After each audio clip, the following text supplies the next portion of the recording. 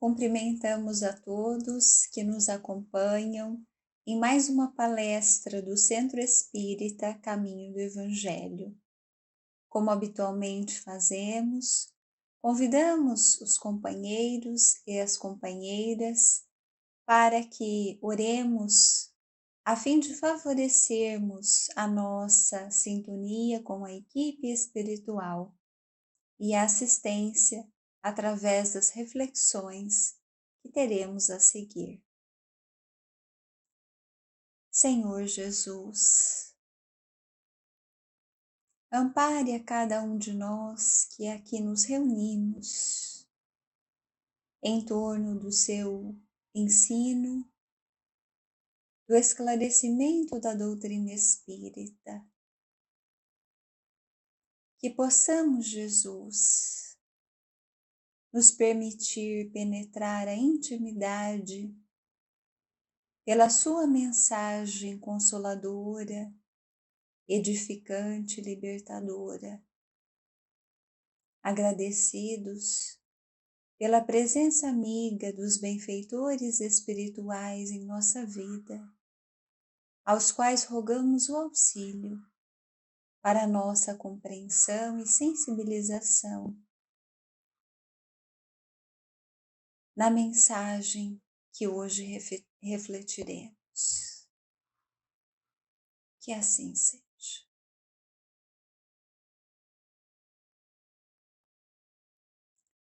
Gostaríamos de refletir neste nosso encontro sobre uma mensagem que está inserida na obra O Evangelho segundo o Espiritismo, a terceira obra da codificação espírita, e está particularmente no capítulo 11, cujo título é Bem-aventurados os que são brandos e pacíficos, remetendo a uma das bem-aventuranças propostas por Jesus. Bem-aventurados os brandos e pacíficos. E a mensagem sobre a qual falaremos, refletiremos nesta oportunidade é intitulada A Paciência. Esta mensagem encontra-se neste capítulo no item das Instruções dos Espíritos e é assinada por um espírito que prefere apresentar-se nesta obra como um espírito amigo. Mais tarde, estudos vieram a revelar a sua personalidade, algumas de suas reencarnações, dando-nos conta de se tratar de um espírito muito conhecido de nós outros, trabalhadores do movimento espírita. Mas deixamos aos companheiros que desejarem conhecer a biografia deste espírito a sugestão de leitura de uma obra publicada pela Federação Espírita do Paraná, Expoentes da Codificação, na qual vamos encontrar algumas referências, hoje preferindo identificá-lo como este espírito preferiu identificar-se apenas como um espírito amigo. É interessante o título que este espírito escolhe para a sua mensagem, que era um espírito muito superior e por isso convidado pelo Cristo para compor os espíritos superiores da codificação espírita. E escolhe então o título A Paciência. E muitas vezes, quando pensamos nesta palavra, paciência, nós associamos a saber esperar, a não ser afobado. E quando observamos a etimologia, a origem dessa palavra, em alguma medida relaciona-se a este sentido que conhecemos. Porque na origem latina, paciência refere-se à resistência, à capacidade de suportar, de resistir. E então nós observamos que se trata de uma postura ou de uma virtude daquele que não altera-se diante de situações que lhe advenham. Relaciona-se então a esta disposição íntima de manter um equilíbrio a despeito dos desafios que advenham. A esta resistência que dê a condição de suportar as situações, por mais desafiadoras que sejam. E permitimos-nos, então, para tentarmos ser o mais fiéis possível à literalidade do texto deste nobre espírito, permitimos-nos refletir exatamente em cada um dos trechos que estão registrados em o Evangelho. E este espírito começará, então, o seu ensino, a sua instrução, dizendo-nos que a dor é uma bênção que Deus envia aos seus eleitos. Inicialmente, esta afirmação pode nos causar alguma incompreensão. Como poderia a dor que aflige, que machuca, que causa mal-estar, que traz perturbações tantas vezes, ser considerada uma bênção? E ainda mais ser considerada uma bênção de Deus aos seus eleitos. Como poderia o Criador, que é justo e bom, eleger, dando-nos a impressão de uma escolha, mas uma escolha de dar a um dos seus filhos, ou alguns, que são os escolhidos, em vez de dar-lhe um presente, como as nossas relações habituais nos sugerem que seja o mais agradável, em vez de dar-lhe um afago, dá como bênção a dor? Como é que poderíamos imaginar a dor como uma bênção? E notamos então que uma das bênçãos enviadas pelo Criador é a própria revelação espírita, a revelação da lei divina, a terceira das revelações das leis de Deus. E nesta doutrina bendita, aprendemos que nós somos espíritos imortais. E aprendemos então que este momento em que estamos agora, que se trata da existência da jornada corporal, é apenas um intervalo muito diminuto, imperceptível na eternidade. É apenas um momento transitório, mas que nós já existíamos antes e que nós sobreviveremos à morte corporal. Portanto, as situações que acontecem neste exato momento, elas têm uma finalidade educativa para todos nós. E lembramos-nos então de um relato que nos faz o espírito Victor Hugo, que viveu em França sob esta personalidade, tornando-se então espírita, no momento em que Senhor Allan Kardec estava encarnado e que nos trazia organizados os ensinos dos espíritos, e ele pôde, ainda encarnado, conhecer o espiritismo. Na dimensão espiritual, ele ainda nos trará como um grande literato que era naquela reencarnação e que continuou a ser, porque as virtudes, as habilidades não se perdem com a morte. Ele nos trará, através da mediunidade de Divaldo Pereira Franco, a narrativa da existência de um espírito que, muito jovem, tinha muitos planos, tinha uma carreira brilhante, possivelmente, pelo seu grande talento, viria a ser um músico, muito talentoso, renomado, mas de repente se apresentam manchas em sua pele.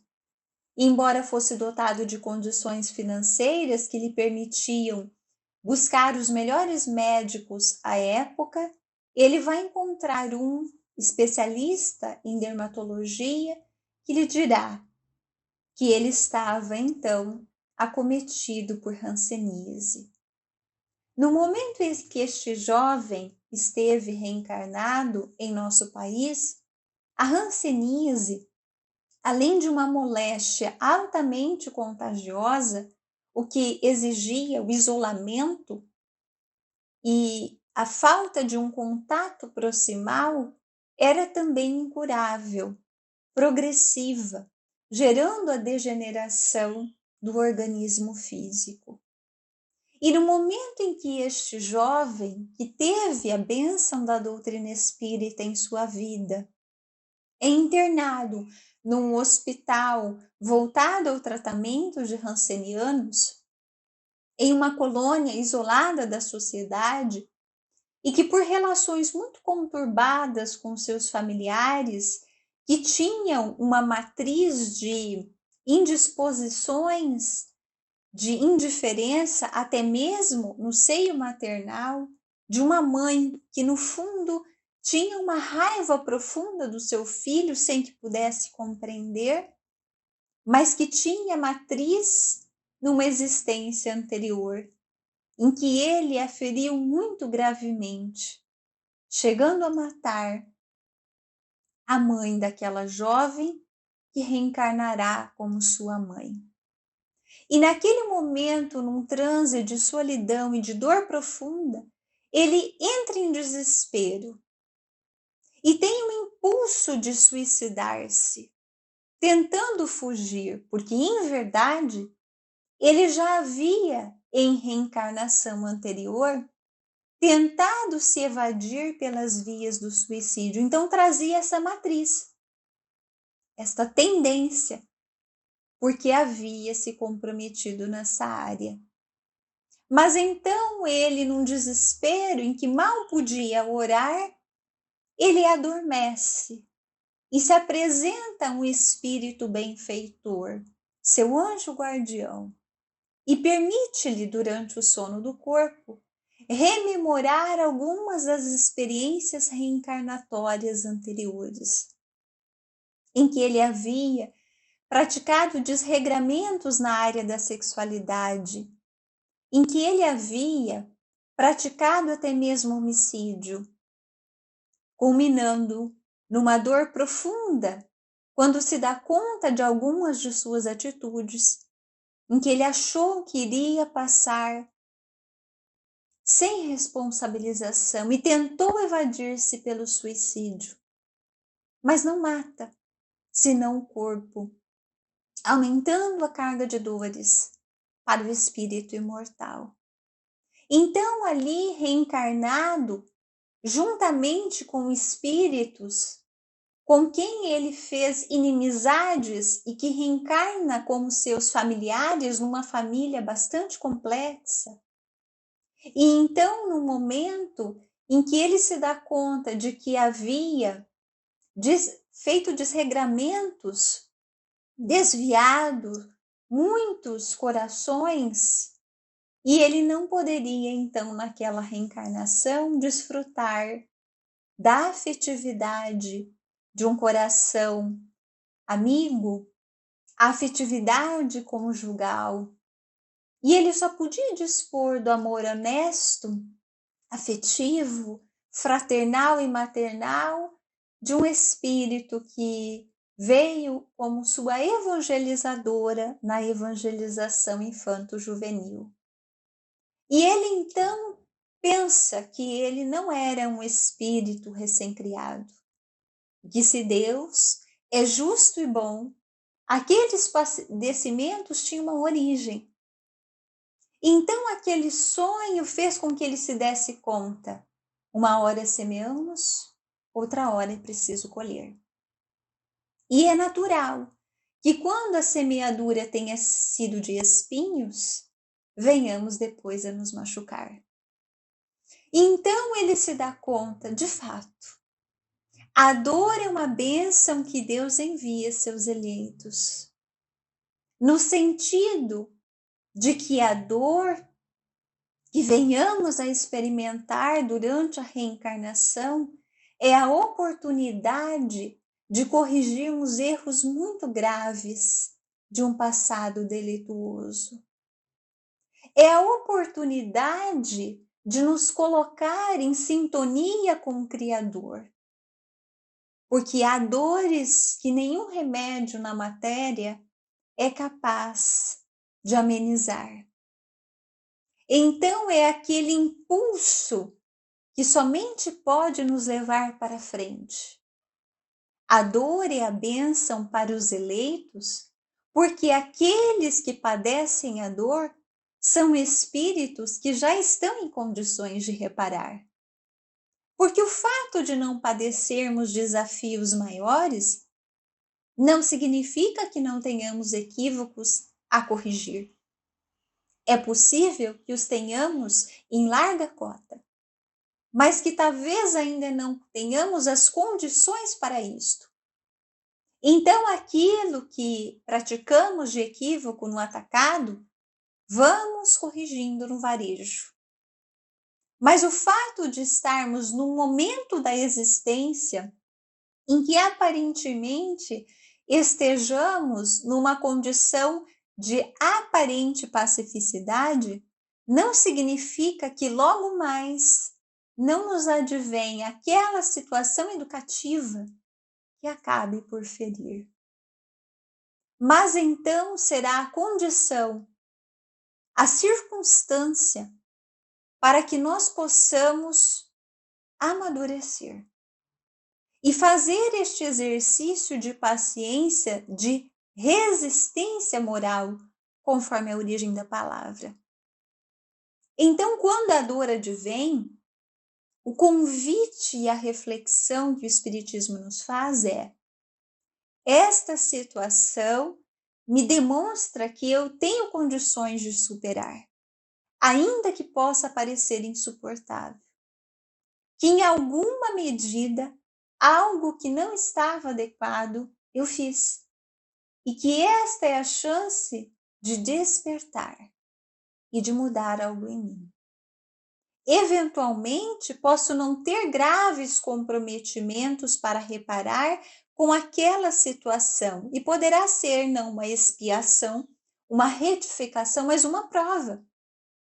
Um desafio que me faça galgar novos passos na escala evolutiva.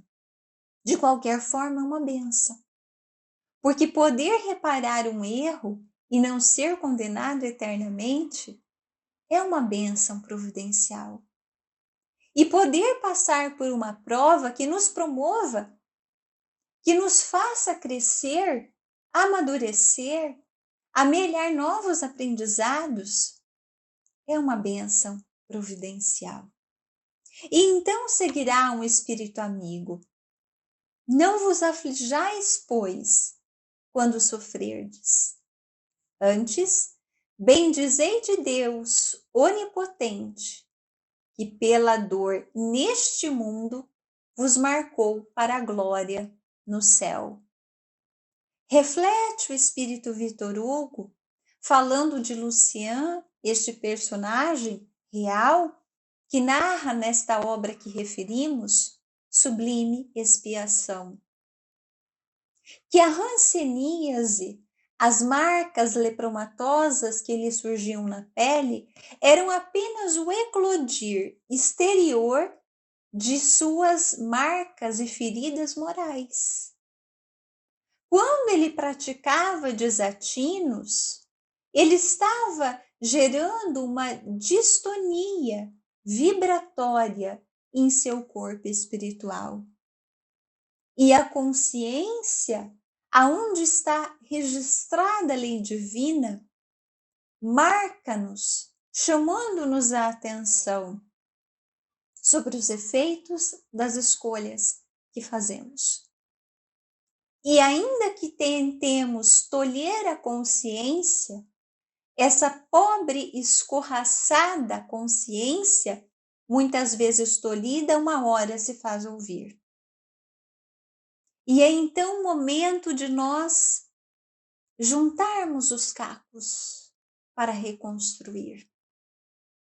Então, por vezes, quando a enfermidade se apresenta no nosso corpo, ou num ser muito querido, quando vem um desajuste familiar, um passamento de um ser muito querido, questões financeiras, injustiças, o abandono afetivo de um cônjuge e a solidão, não nos afligemos.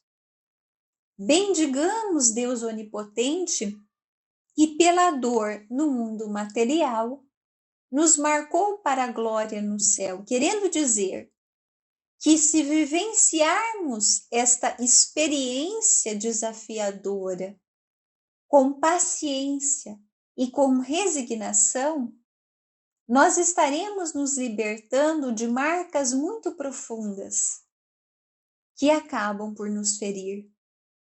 Porque são marcas, manchas, feridas internas de uma alma culpada.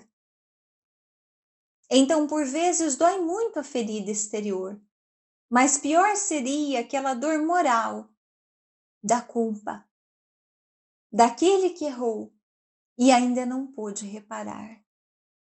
E seguirá então este espírito, sede pacientes. A paciência também é uma caridade, e deveis praticar a lei de caridade ensinada pelo Cristo, enviado de Deus.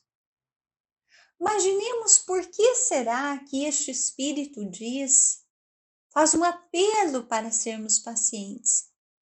E por que será que a paciência é uma caridade? E não é a caridade que a gente imagine. Se uma pessoa que é viciada nos pede a substância aditiva, dar a ela aquela substância que alimenta o seu vício, ela poderá até pedir, por caridade, faça-me o favor. Mas dar a ela o que ela pede não é ajudá-la. Não será caridade dar a alguém aquilo que possa comprometer-lhe a saúde física ou mental. Descontrolar-se na vida, desviar-se do seu equilíbrio. A pergunta, então, que o senhor Allan Kardec faz é que muitas vezes achamos que estamos fazendo a caridade, mas não estamos realmente contribuindo com o outro. Então ele perguntará aos espíritos superiores: o que é a caridade, não conforme nós imaginemos que seja? Porque muitas vezes dar o peixe e não ensinar a pescar não vai ajudar o outro. Mas dar o estímulo para que ele aprenda a fazer por si mesmo, dará a ele a possibilidade de desenvolver-se, de ter autonomia. Então ele pergunta nessa questão de número 886 do Livro dos Espíritos, o que é a caridade conforme a entendia Jesus, não conforme nós pensemos que seja.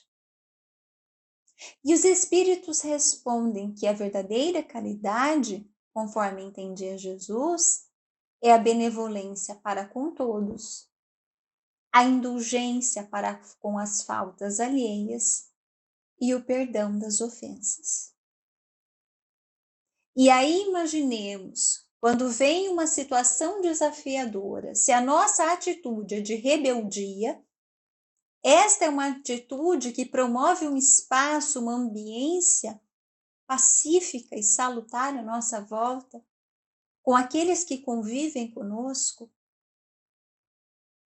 É interessante observar porque este espírito amigo diz que a paciência é uma caridade. A paciência é uma forma de fazer o bem para todos, de benevolência para com todos, inclusive para com aqueles que podem muitas vezes nos ferir.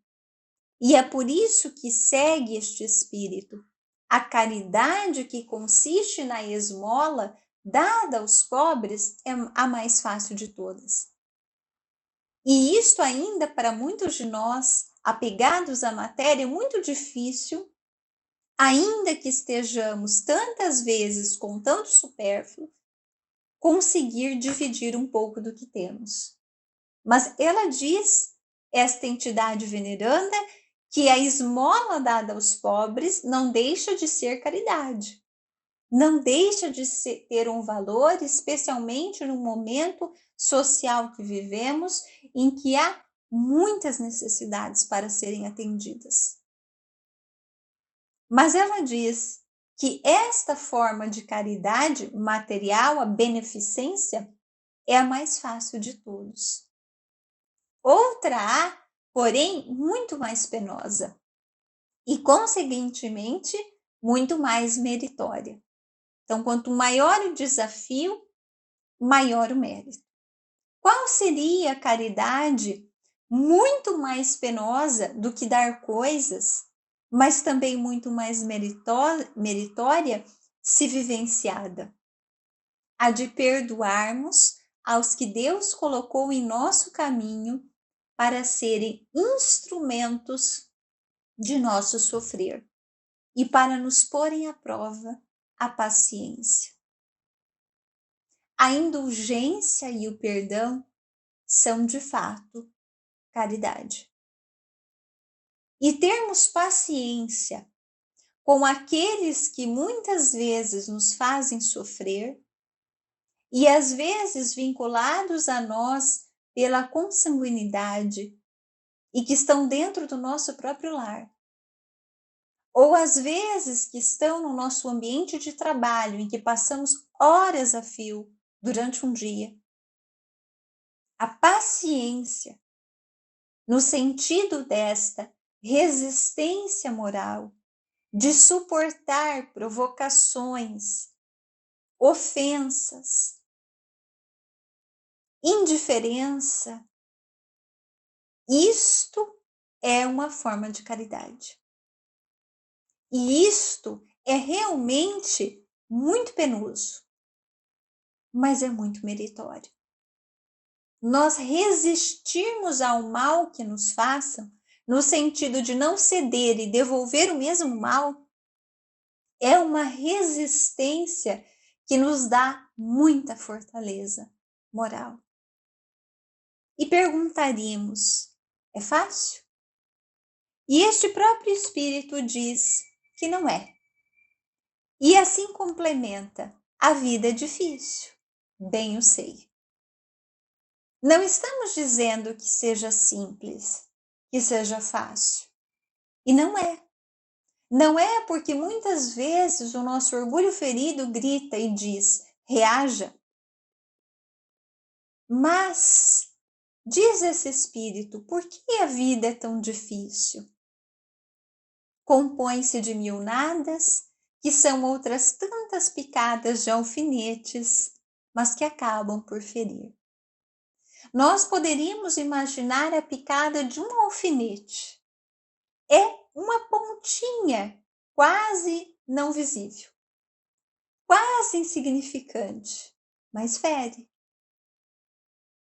E são mil nadas que acabam, que são como tantas picadas de alfinetes, que acabam por ferir.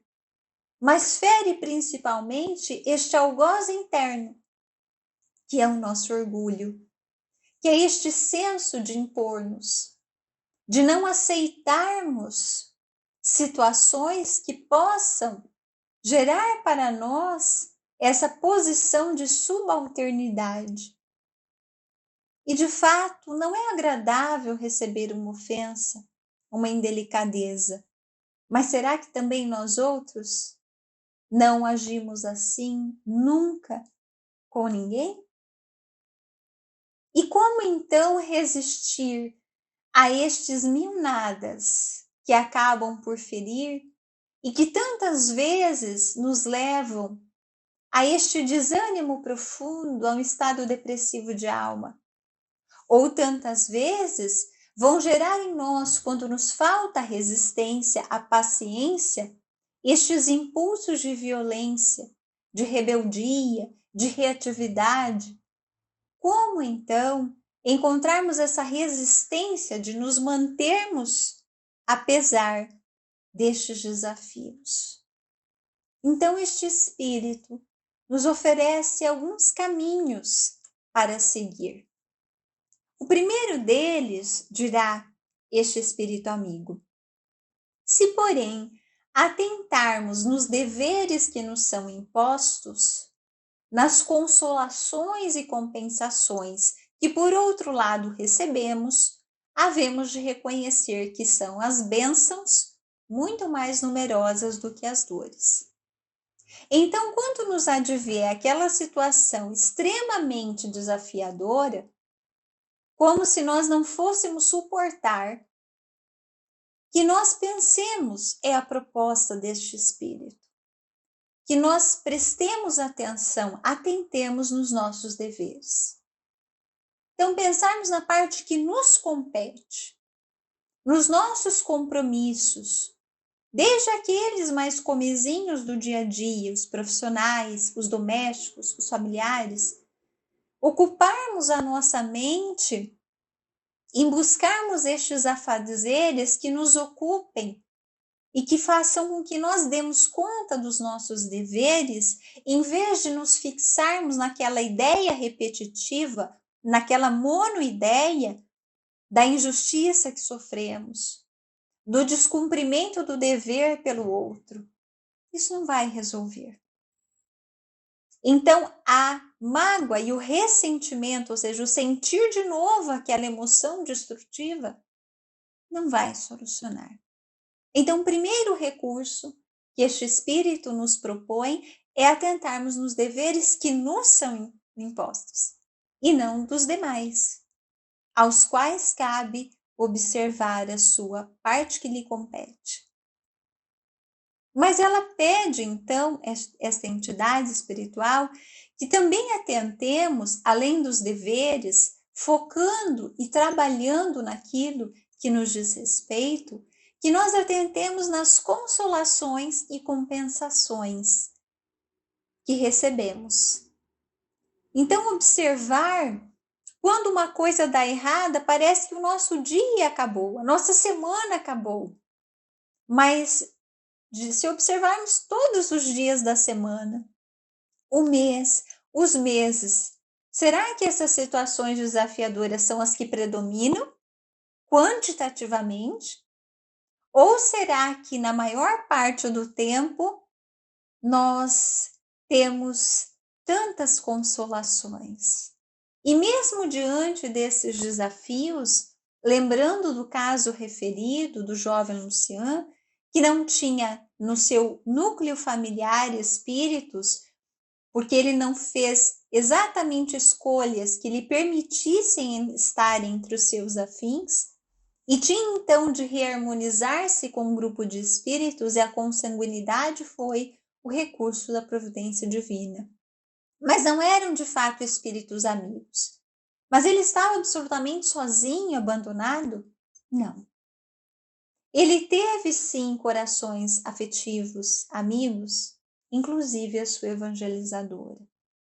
Então, de fato, cada um de nós poderá certamente contar com alguém. Eventualmente, este alguém já partiu de volta à vida espiritual. E não poderemos contar mais fisicamente com este afeto, o que não significa que estejamos desamparados. Quando nos falta para preencher o vazio existencial a presença física de um ser querido, nós podemos buscar um outro lar que não é o da nossa casa física, que é o centro espírita, que é também um lar. Ali, às vezes, encontraremos, num desconhecido dessa existência, um espírito que se põe capacitado, qualificado para essa tarefa e, como um assistido da própria equipe espiritual, alguém que se faz um atendente fraterno, com o qual poderemos dialogar sobre as nossas dores, Ele nos ouvirá, nos dará as instruções dos espíritos, através da doutrina espírita, auxiliando-nos a lenir o nosso coração. Mas ainda que não tenhamos fisicamente alguém conosco, nenhum de nós está absolutamente desamparado na medida em que temos individualmente, todos nós, um espírito particularmente comprometido conosco, o nosso anjo guardião. E então, nestes espaços de silenciamento mental e de apelo, através de um diálogo muito especial a que chamamos prece ou oração, podemos pedir o seu socorro amigo. E então, por meio de inspirações, por meio de recursos fluídicos que ele possa nos trazer, apaziguamos os nossos corações, encontrando forças que muitas vezes parecem nos faltar. Então, além de atentarmos aos deveres, pensarmos sobre essas consolações e compensações que a vida nos dá. Às vezes perdemos o emprego, mas temos uma nova oportunidade de trabalho. Às vezes, uma situação que não deu certo pode nos indicar que o caminho poderá ser outro. Então, é preciso ter olhos de ver.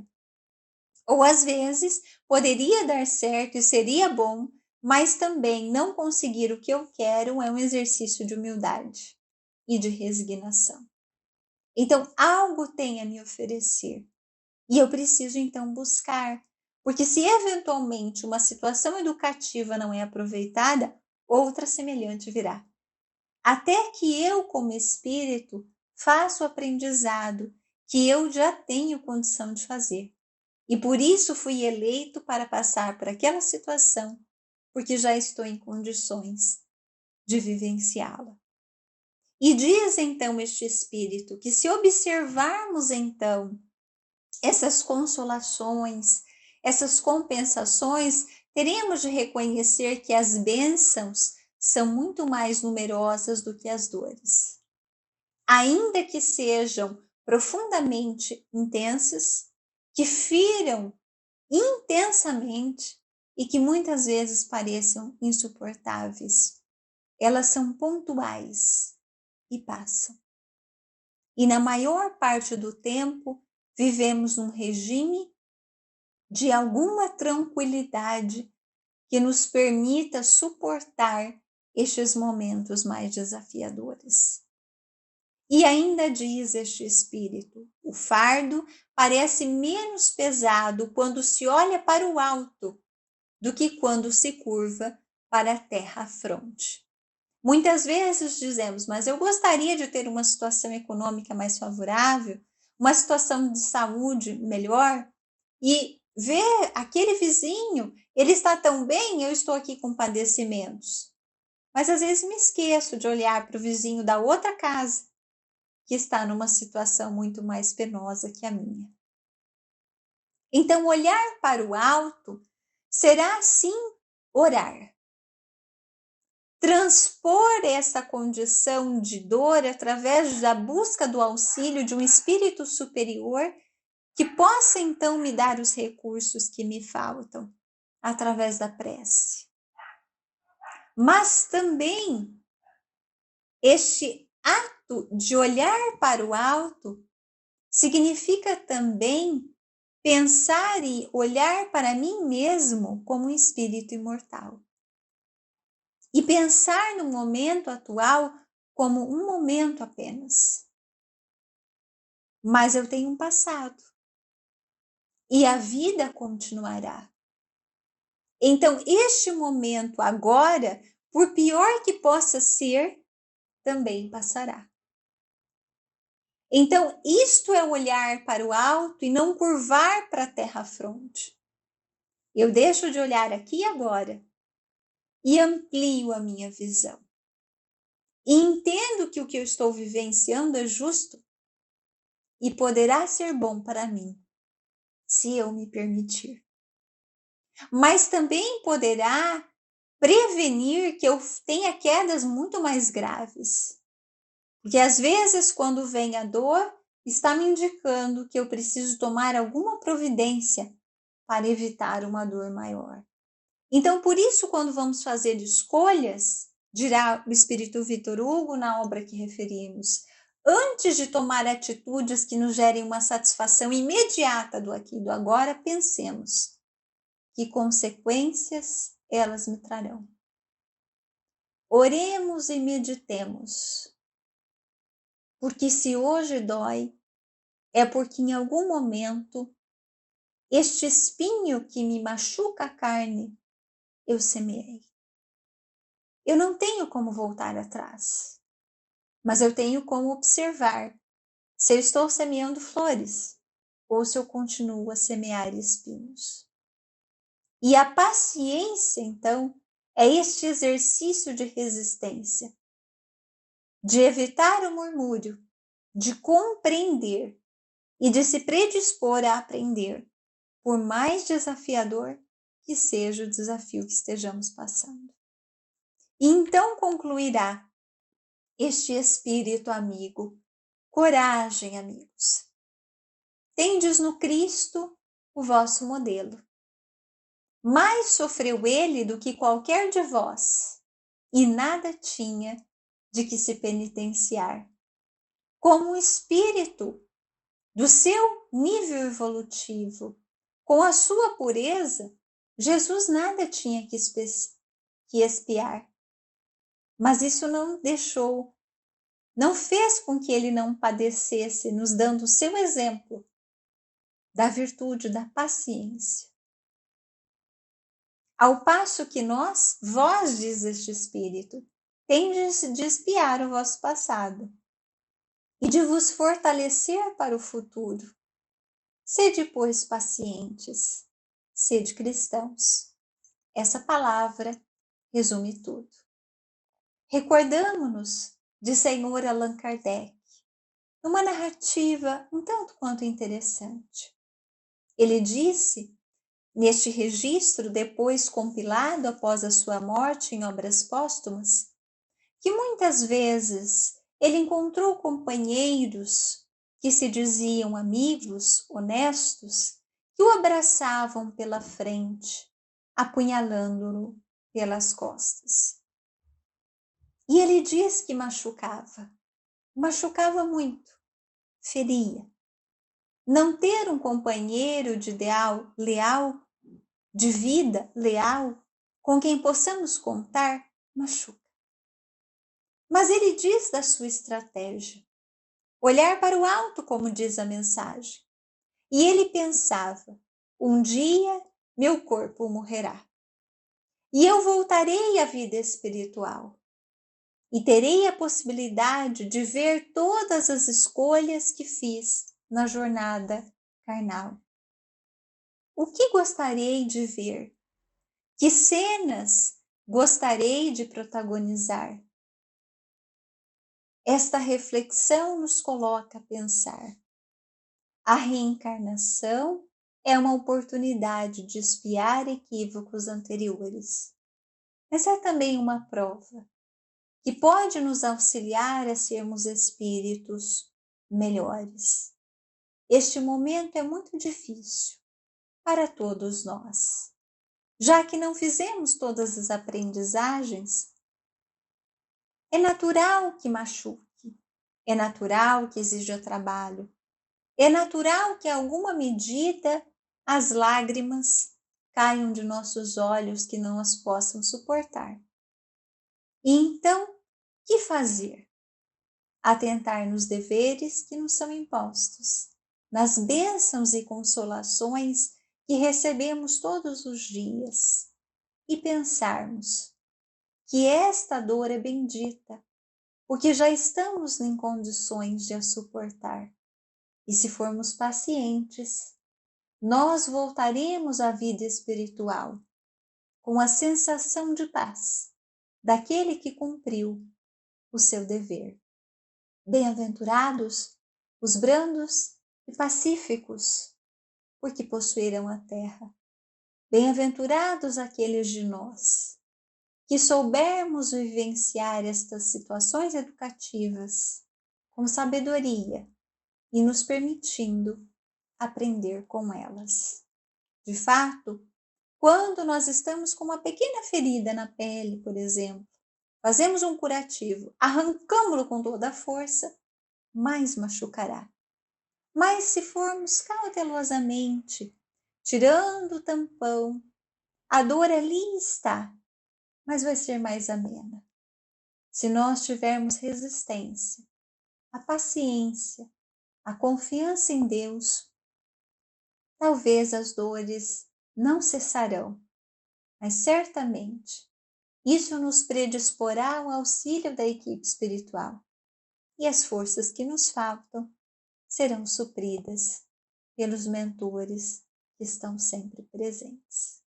Agradecidos aos amigos pela sua paciência e pela sua convivência conosco, ainda que virtualmente, vamos direcionar à equipe espiritual o nosso agradecimento por tantos benefícios que temos recebido, mesmo através da dor. Ajuda-nos, Jesus, a sermos gratos, porque muitos espíritos choram em dores estertorantes na vida espiritual e rogam pela bênção da reencarnação. A providência divina nos concedeu a insancha oportunidade bendita de vivermos no corpo nesta hora grave de transformação planetária. Ajuda-nos, Senhor, a sermos fiéis para auxiliarmos nessa transformação do mundo através da transformação de cada um de nós.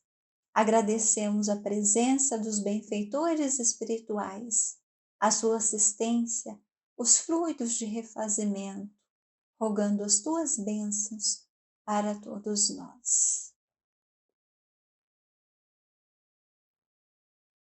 Agradecidos a Jesus, a Deus nosso Pai, aos benfeitores amigos, despedimos-nos, fazendo votos a todos de muita paz. Que Jesus nos abençoe.